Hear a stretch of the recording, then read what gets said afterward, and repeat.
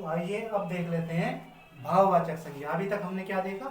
जातिवाचक संज्ञा देखा हमने, व्यक्तिवाचक संज्ञा देखा। ठीक है, अब देख लेते हैं भाववाचक संज्ञा। भाववाचक संज्ञा में क्या होता है? जिन शब्दों से हमें किसी भाव के विषय में पता चले। भाव कैसा?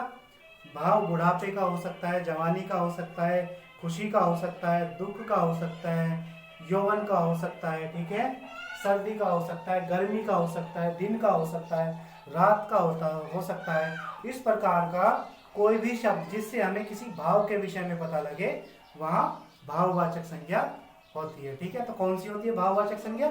जिससे हमें किसी प्रकार के भाव का पता चले। भाव कैसा? हंसी का, दुख का, यौवन का, बुढ़ापे का, सर्दी का, गर्मी का, दिन का, रात का, अच्छे का, बुरे का, इस प्रकार के जितने भी शब्द होते हैं वो सब भाववाचक संज्ञा कहलाते हैं। ठीक है, उदाहरण के तौर पे हमने लिखा हुआ भी है, भाव दशा, मानवता, मित्रता, प्यास, दया, अहिंसा, बुढ़ापा, मिठास, गर्मी, सर्दी, सुख, दुख, यौवन, बचपन आदि, ये सब क्या होते हैं? हमारे भाववाचक संज्ञा के शब्द होते हैं। ठीक है, इसके बाद है हमारा समूहवाचक संज्ञा। ऐसे संज्ञा शब्द जिनसे किसी समूह विशेष के बारे में पता चलता है, समूहवाचक संज्ञा कहलाती है। ठीक है, समूहवाचक शब्द कैसे होते हैं? जैसे कोई कक्षा के बारे में पता लग रहा है हमें, किसी स्कूल के बारे में पता लग रहा है, मतलब किसी स्कूल के बच्चों के बारे में पता लग रहा है, किसी समूह के बारे में पता चल रहा है, किसी सेना के बारे में पता चल रहा है, किसी पुलिस बल के बारे में पता चल रहा है, ठीक है, या किसी रैली के बारे में पता चल रहा है। रैली मतलब जो नेता लोग करते हैं ना, सभा के बारे में पता चल रहा है, किसी समिति के बारे में पता चल रहा है। इस तरह के जितने भी शब्द होते हैं वो सब क्या कहलाते हैं? समूहवाचक संज्ञा। ठीक है, तो इसमें भी कोई आपको दिक्कत नहीं होनी चाहिए समझने में।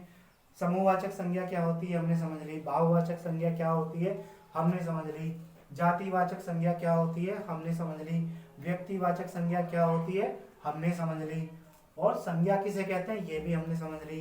अब लास्ट में हमारा क्या रह गया? द्रव्यवाचक संज्ञा। ठीक है, द्रव्य का मतलब होता है एक तरह से कोई भी, जिसे आप कहेंगे मेटल। ठीक है, आप लोग इंग्लिश ज्यादा समझते हैं ना, इसलिए बोल रहा हूँ। मेटल किसी भी तरह का यानी द्रव्य कहलाता है। जैसे आपका लोहा हो गया, तांबा, पीतल, सोना, चांदी, जस्ता, टिन, इस तरह की जितनी भी चीजें होती हैं, जितने भी प्रकार के धातु होते हैं वो सभी क्या होते हैं? पदार्थ होते हैं। इसे आप धातुवाचक संज्ञा भी कह सकते हैं। ठीक है, जैसे लिखा है धातुवाचक संज्ञा क्या होता है? जिन शब्दों के माध्यम से हमें किसी द्रव्य के होने का बोध होता है वहां द्रव्यवाचक संज्ञा होती है। उदाहरण के तौर पे लिखा है जैसे लोहा, तांबा, पीतल, जस्ता, सोना, चांदी आदि। तो मेरे हिसाब से संज्ञा का जो आपका विषय है यहाँ खत्म हो जाना चाहिए, आपको समझ आ जाना चाहिए।